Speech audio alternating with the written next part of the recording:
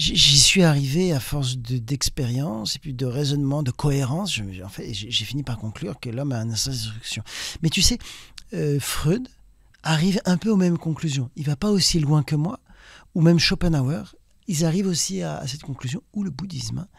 Donc c'est vrai que quand on va au bout d'une cohérence, on doit bien admettre cette idée insupportable.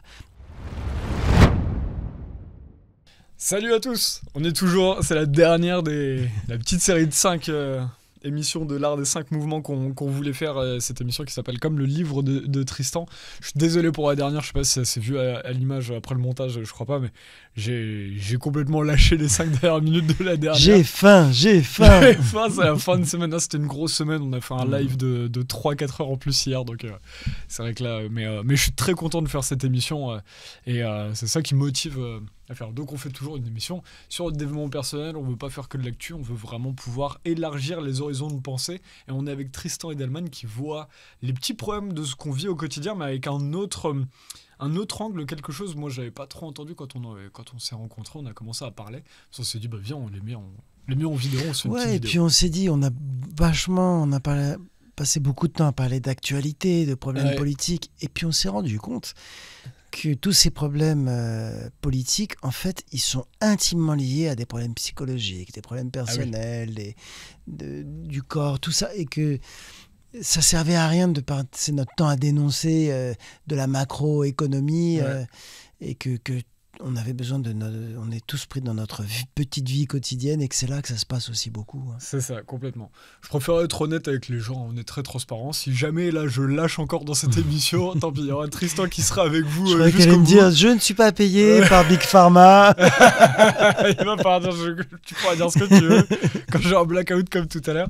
Bref, là on va faire une nouvelle émission donc sur un 5e aspect de ton livre, puisque c'est les 5 arts du mouvement, c'est les 5 mouvements de la vie. Regardez, on vous remet la petite vidéo de Tristan, elle me fait mourir de rire, la petite capsule pour vendre son bouquin. Elle décrit tout. Regardez. On a bien rigolé, ouais. Moi, j'ai lu mon livre. Lui, il n'a pas lu mon livre.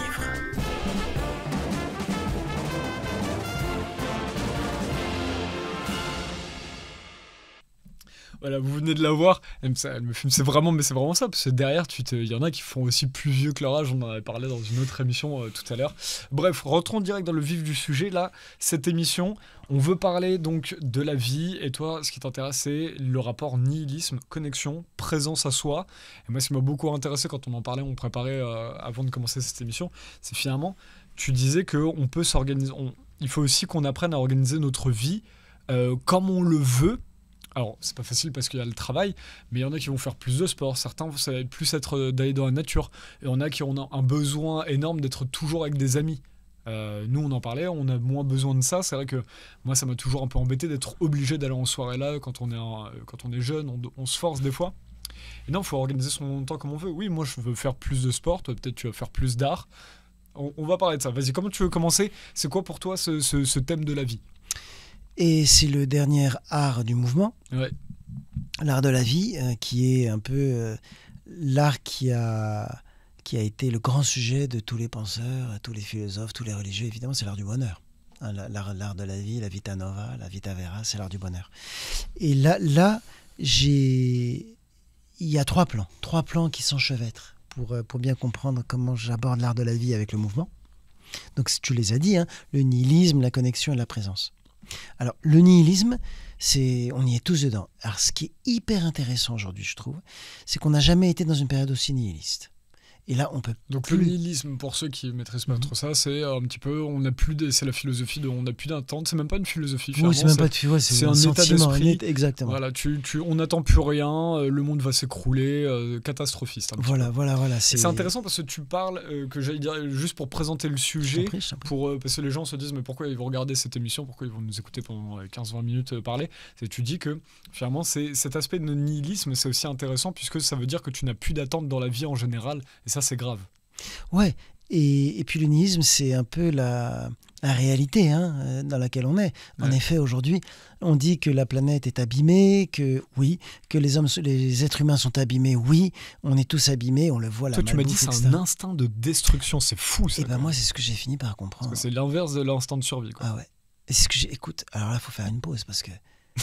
non, mais c'est hyper important. J'ai fini par comprendre, et j'ai refusé cette idée pendant longtemps, que l'être humain, tous, on a un instinct de destruction. Donc complètement aux opposés de l'instinct de survie. L'instinct de survie humain, c'est un truc de dingue déjà. Là, tu dis toi. J'appelle ça la compulsion d'anéantissement. La compulsion, ça veut dire... Ça se traduit comment ? Comment tu le vois alors ? On le voit partout. À chaque fois, on se dit, mais comment c'est possible qu'on n'arrête pas de détruire notre environnement, de détruire nos relations, de se faire du mal. On est sur une sorte de système sadomasochiste. La servitude volontaire, on veut être des esclaves volontairement. Enfin, aujourd'hui, on est sur... On veut être libre, mais on se met en CDI, salariat, on se comporte comme des esclaves. On ne veut pas être libre. En fait, l'être humain... Ça fait peur, la liberté. Ça fait peur. Il veut être enchaîné. Il y a même... Et moi, je vais très loin dans mon cas. C'est rassurant. Non, c'est pire que ça. On a du plaisir. Alors, on va pas se le dire consciemment, on va pas se dire j'ai du plaisir à faire du mal et à tout détruire, mais quand, à force de voir la vie, comment ça se fait, à force de voir le système économique, ou ce qu'on s'impose, dans nos relations, ce qu'on s'impose dans le travail, ce qu'on accepte, on est complice. Je dis, à un moment, on peut plus se dire je suis juste une victime. La victime, elle est complice. Nous-mêmes, dans tout ce qu'on vient de dire, il y a un système où on est tous complices. Et on est complices d'une autodestruction, ce que j'appelle le mal-être. Mais dans ce cas-là, c'est un truc de fou, parce que là, ce que tu es en train de m'expliquer, et ça, je fais du lien. Moi, par exemple, mon travail de journaliste, j'essaie de, quand on est sur des sujets d'actu très très lourds, très très durs, moi ce qui m'intéresse derrière, c'est pas de faire paniquer les gens, c'est qu'on puisse dire ok, voilà le constat du monde, on sait dans quoi on vit, maintenant trouvons les solutions. Et les gens, quand ils comprennent que les solutions ça part d'eux-mêmes, pas d'attente de l'État, c'est notre responsabilité, ils en ont rien à faire. T'en as beaucoup de personnes qui finalement ne veulent pas tant agir, ils veulent surtout, même dans les gens qui vont regarder nos vidéos et tout ça, qui veulent juste, parfois, je suis désolé, je ne veux pas choquer tout le monde, mais il y en a qui veulent seulement râler. Quand je leur demande, mais alors, qu'est-ce qu'on fait ? Il n'y a rien. Donc ça, c'est quand même un problème. Et là c'est parce que, là, tu viens toucher le problème du sauveur qu'on projette dans l'État. Ouais. Et évidemment, sauveur, ça veut dire qu'on se pose en victime, ou bien qu'on se pose comme non complice. Et moi, ce que je dis avec le nihilisme, c'est qu'on est tous complices du système qu'on est en train de créer. Et en plus, c'est dingue cet instinct de destruction, parce que du coup, ça veut dire que derrière, parfois les gens peuvent aussi se cultiver, mais juste avec un regard où ils vont pas forcément agir, ils veulent juste voir que... Et il y a même pire. D'où ça vient ? Il y a quelque chose de pire, c'est la culpabilité. Mais est-ce que l'instinct de destruction, ça viendrait quand on voit déjà qu'on va dans le mur, mais c'est pas là à la base ? L'instinct de base, on n'a pas un instinct de destruction. Je crois que oui. Je sais que c'est hyper dur à accepter comme idée, mais je ne... J'y suis arrivé à force d'expérience et puis de raisonnement, de cohérence. J'ai fini par conclure que l'homme a un instinct de destruction. Mais tu sais, Freud arrive un peu aux mêmes conclusions. Il ne va pas aussi loin que moi, ou même Schopenhauer. Ils arrivent aussi à cette conclusion, ou le bouddhisme. Donc c'est vrai que quand on va au bout d'une cohérence, on doit bien admettre cette idée insupportable d'un instinct de destruction, mais il y a la culpabilité, parce que quand tu dis on veut râler, etc., il y a un phénomène aujourd'hui très nihiliste, et on en parlait avant, c'est de se dire on est trop sur Terre, l'angoisse, la bio-angoisse, je ne sais pas comment ça s'appelle. L'éco-anxiété. L'éco-anxiété. C'est la peur avec tous les changements climatiques. Voilà, les changements climatiques. Et du coup, ça amène à un certain nombre de règles qu'on veut se dire, ou de dépression. Mais en fait, on se fouette soi-même. Sauf que ce qui apparaît comme des solutions... C'est beaucoup les jeunes qui sont dans l'éco-anxiété. C'est beaucoup les jeunes occidentaux. Ah oui. Une certaine classe sociale. Français. Oui, voilà, parce que... Quand tu es dans la survie, tu t'en fous de l'éco-anxiété. On ira sur ce sujet plus tard. On ira plus tard. Mais en tout cas,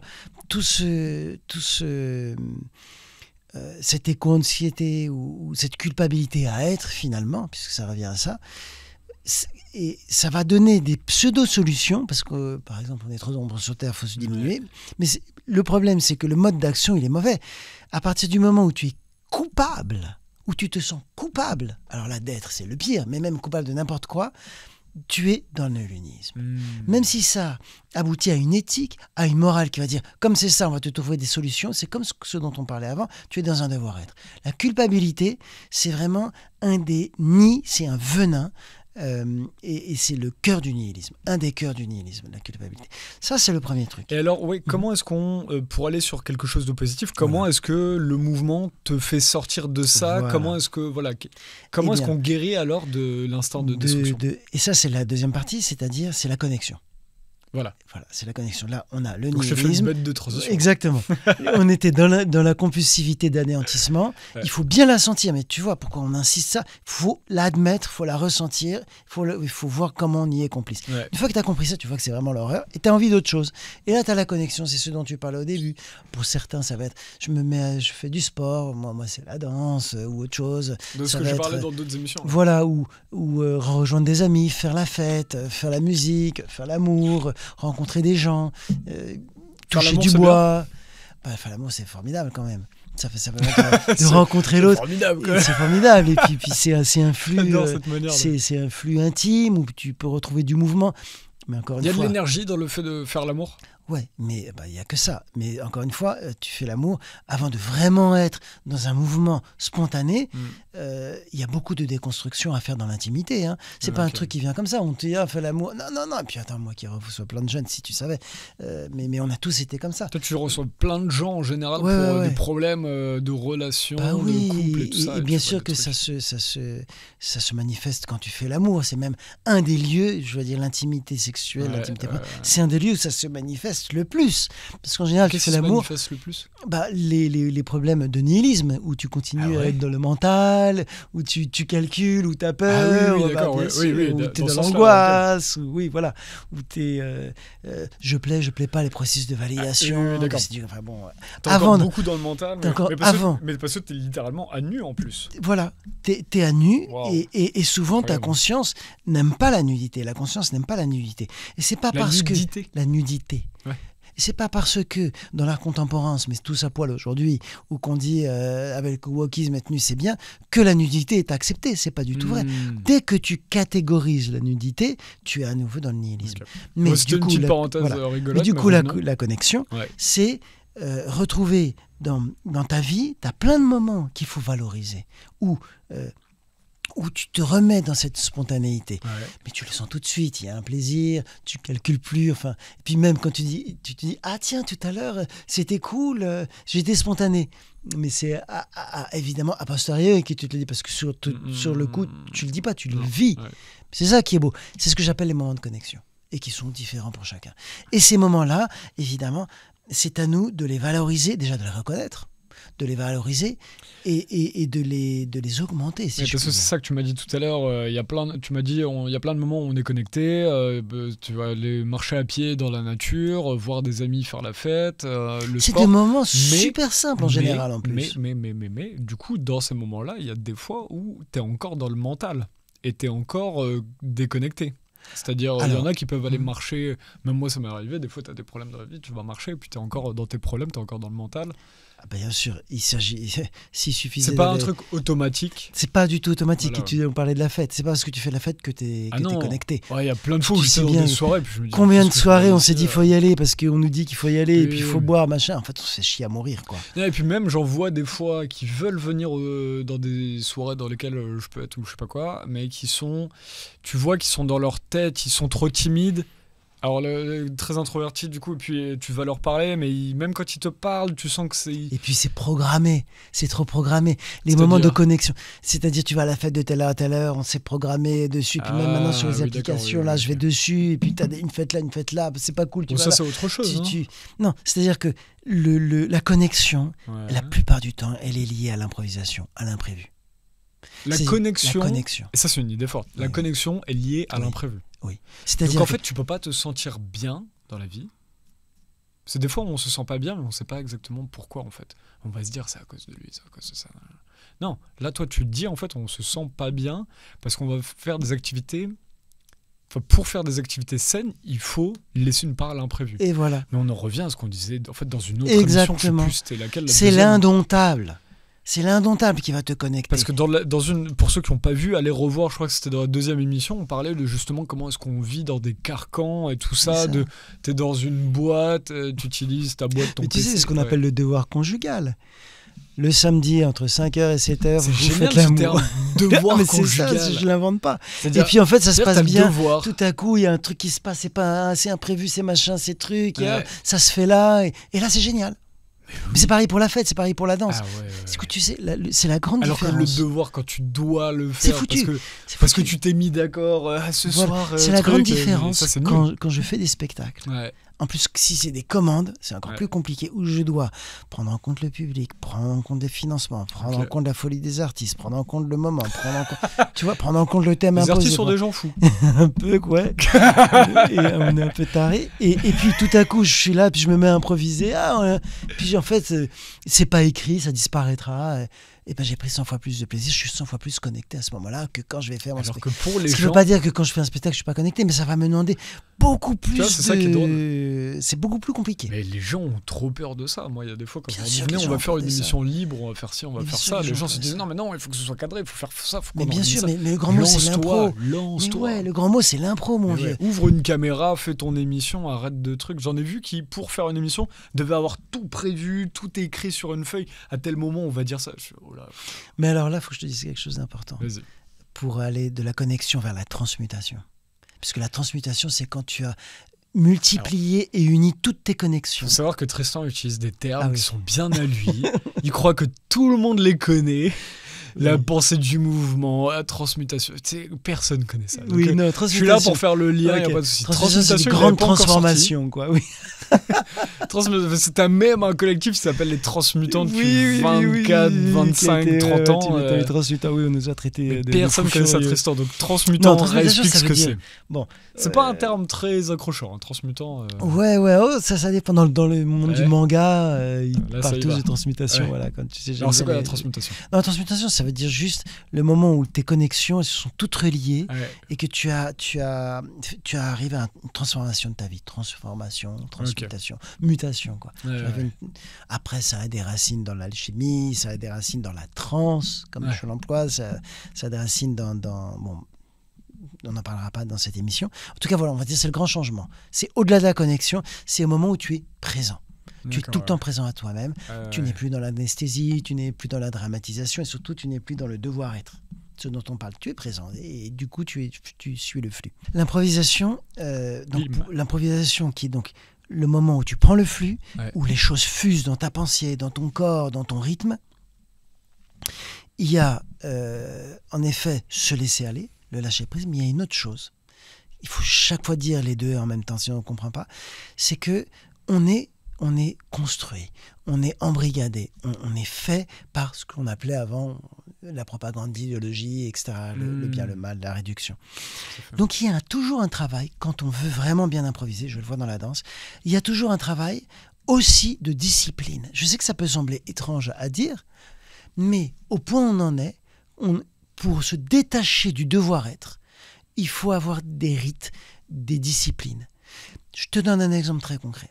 Moi, je vais souvent dans des lieux où on improvise ce qu'on appelle la danse libre, mais vraiment souvent. Et puis à la fin, je vois les gens arriver, ils font toujours le même geste. C'est censé être de l'improvisation. Puis je les vois. Comme ça, la danse libre. Ça s'appelle la danse libre, tu as de la danse contact. Tu arrives, on te met de la musique, tu as la danse des 5 rythmes, tu en as plein. Et puis les gens se mettent. 5 rythmes. 5 rythmes. Tu as la danse contact, on a une plus. Tu en as plein de nouvelles que je connais pas. Mais c'est toujours la même chose. Tu arrives, on met de la musique, on te guide vaguement et tu fais tes trucs. Et puis moi, j'ai fait ça tout le temps. Mais je vois qu'en fait, les gens enchaînent toujours les mêmes choses. Toujours les mêmes choses. Donc, c'est dans cette l'improvisation et puis ça ressemble à du trauma finalement. Mais est-ce que ça décrit... En fait, c'est du trauma. Est-ce que ça ne décrit pas justement une société où en fait on ne sait plus justement faire ça et il faut réapprendre? Moi, ce que j'ai compris, c'est que l'élan est très bon, mais en fait, on reproduit des schémas encore une fois. Donc, il faut toujours, dans cette pensée du mouvement, il y a un moment où on doit détruire le schéma. Et ça demande de la discipline, ça demande de la pensée critique, ça demande un rythme, ça demande même de la contrainte.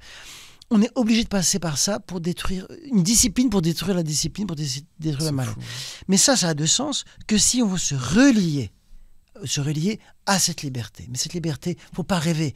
Je veux dire, ça, c'est pas un truc de hippie qui arrive comme ça, je claque des doigts et la bonne vibe, elle arrive à moi. Non, ça n'existe pas. Tu vas faire comme je vois, tu fais toujours le même geste, quoi. Donc, et c'est ce que j'essaie un peu d'apprendre dans mes cours, où du coup, il y a un peu un jeu, où j'essaye de... Je fais pas beaucoup de pas, pour pas que ça commence à être mentalisé, mais tu le sais bien, tu es venu le faire, mais je fais quand même des pas en disant non, ça c'est pas bien, ou attention, si tu vas trop ça, tu peux te faire mal. Donc je borde quand même un minimum, je discipline. Parfois on me dit que je suis trop rigoureux dans ces milieux-là, évidemment je suis trop rigoureux, mais je sais qu'une fois que tu as ça, peu à peu, après tu peux t'éclater. C'est-à-dire que je suis en train de détruire tes schémas et je t'ouvre à un autre monde, et après tu vas complètement t'éclater. Et après tu vas complètement t'éclater.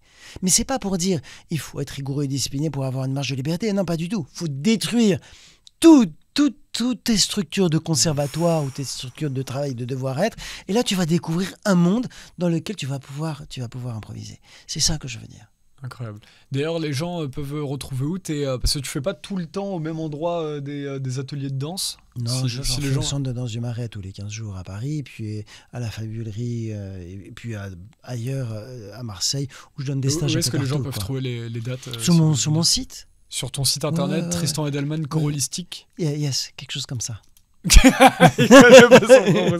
Mais la choristique, c'est encore un autre truc de Tristan. Il expliquera ça dans une autre émission. On change de... Faut que t'arrêtes avec les termes. Parle comme tout le monde. non, mais justement, j'improvise. C'est de l'improvisation. C'est de la poésie à chaque fois. Mais voilà, ça c'est vachement important. Écoute, d'avoir ces deux aspects, c'est-à-dire l'aspect où on doit enlever ses bagages. Et plus tu enlèves tes bagages, plus tu vas pouvoir improviser. Et puis je veux dire, tous les musiciens improvisateurs, ils le savent très bien. Tu dois faire beaucoup de travail pour enlever le travail. Et donc quelqu'un qui veut déconstruire justement ça, là qui est pas forcément, qui vient pas dans tes ateliers de danse ou je sais pas quoi, qu'est-ce qu'il peut faire je sais pas moi, Marie qui a 38 ans. Mais moi, mes ateliers de danse, elle est pas bien dans sa vie. Comment elle déconstruit tout ça? Comment elle réapprend à se reconnecter comme ça? Mais ça, on finira là-dessus après. C'est vraiment chacun à sa manière. Un truc. C'est-à-dire, là, tu parlais de marche, par exemple. On parlait de fête. Marcher dans la nature, d'accord, ok. Je sais que les gens, la nature, ça reconnecte quand même tout le monde. Quand tu vas dans la nature, tu es reconnecté. Mais il faut surtout se reconnecter à son animalité. Mais ça peut être rigoler avec ses voisins. Ça peut être le barbecue. Finalement, c'est de la sociabilité aussi. La sociabilité. Il n'y a pas que les fêtes en famille, aussi reparler dehors. Exactement, et puis la sociabilité non prévue. Oui, c'est ça. Parce que la fête de famille à Noël, franchement, pour te foutre le bourdon, c'est ce qu'il y a de mieux, quoi. Mais par contre, t'as raison, non prévu. Non prévu, voilà. C'était toi qui m'avais dit, mais en fait, je parle à tous les restaurateurs en bas dès que je vais prendre un café. Toi, tu parles avec tout le monde. Et je me suis dit, trop bien. Je me suis remis à faire ça. Je le faisais un peu avant, je l'avais lâché. Et cette sociabilité imprévue, mais c'est génial. Je parle avec tout le monde au marché maintenant que je fais le marché. Moi, je prends mes crêpes là, avec mon crêpier. C'est génial. Parce que c'est une autre forme d'énergie que de voir toujours les mêmes personnes et tout ça. C'est ça, et puis on doit parler 3 minutes et je finis 3 heures à me bouffer une tonne de crêpes et on refait le monde, quoi. Mais ça, c'est hyper nourrissant. Surtout une tonne de crêpes aussi. Pardon. Et puis tous ces moments-là, il faut les multiplier. En fait, c'est ça que je veux dire. Ces moments de plaisir, ces moments de reconnexion, tu les multiplies, c'est là où tu arrives à ce que j'appelle la transmutation, la présence, tu appelles ça comme tu veux. C'est là où tu reprends le vrai goût à la vie, et c'est ce que j'appelle l'art de la vie. Et chacun avec ses appétences, ce qu'il aime, là où il est, etc. Il n'y a pas de lieu pour ça, il n'y a pas d'argent pour ça, il n'y a pas de richesse, il n'y a pas de conditions, ça peut se faire n'importe où, n'importe quand, n'importe qui, à n'importe quel âge. J'espère que vous avez autant adoré que moi ces 5 premières émissions. Il n'y en a qu'une où j'ai lâché, mais je pense qu'on n'avait pas fait de pause. Donc si vous faites des émissions comme ça, faites des pauses. Ça fait du bien, parce que là, la dernière était très bien. Franchement, incroyable. Et ça, en fait, ça nous ouvre à chaque fois sur d'autres sujets. Et on va essayer de vous en faire plein tout au long de l'année. À chaque fois que tu reviens vers Paris, on pourra refilmer comme ça 5-6 chroniques d'un coup. Et on espère que vous avez aimé, parce que... Ouais, et puis avoir des retours. Parce c'est bien d'avoir des choses positives. Des choses positives, bien sûr. Et puis surtout des questions comme ça, nous, on peut rebondir sur les questions des gens, quoi. Si vous avez des témoignages et des questions, n'hésitez pas, vous les mettez soit en commentaire, et sinon, je vais essayer de mettre là, s'il y a un lien qui apparaît sur l'écran, ou en début d'émission, regardez en début d'émission, je vais essayer de mettre un lien pour nous envoyer des témoignages. J'ai encore rien prévu, là, mais c'est ça, puis on fera aussi, on invitera peu à peu des gens, on parlera de... Parce que là, on parlait de Freud, ou on peut parler ou d'art. Bon, Freud, ça va être compliqué de le faire venir. Mais voilà, on peut lire des petits textes de tout et tout le monde. Et, Ah oui. Ah ouais, parce que c'est des témoignages. Génial, un texte, c'est un témoignage au bout du compte. Et en faire... mais c'est une tuerie, ça. Ouais, voilà. Allez, génial. Allez, sans emballer, se peser, on va faire ce format tout le temps. On espère. Le livre de Tristan, si jamais ça peut vous intéresser. L'art des 5 mouvements, c'est normalement, là, j'imagine que c'est dispo. On a tourné le 7 septembre, c'est sorti depuis le 25 septembre son livre. Donc j'imagine que au moment où cette vidéo sort, c'est prêt. Merci à tous, à bientôt et profitez bien. Merci. Salut. Tristan. À la prochaine. Yes. Ciao.